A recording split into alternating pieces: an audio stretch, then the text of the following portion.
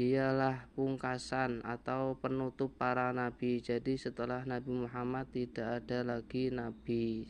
Kalau ada yang mengaku nabi, berarti itu pasti nabi palsu. Karena Nabi Muhammad adalah penutup para nabi-nabi terakhir, Nabi Muhammad.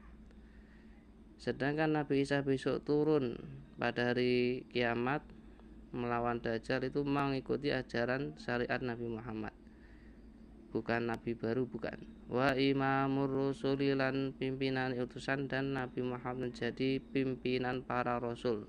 Jadi pemimpin para rasul ya Nabi Muhammad. Allah mengutus Nabi Muhammad untuk memberi petunjuk yang menunjukkan manusia dari jalan yang sesat menuju jalan yang benar. Wa dinil haqi, dan agama yang benar untuk menunjukkan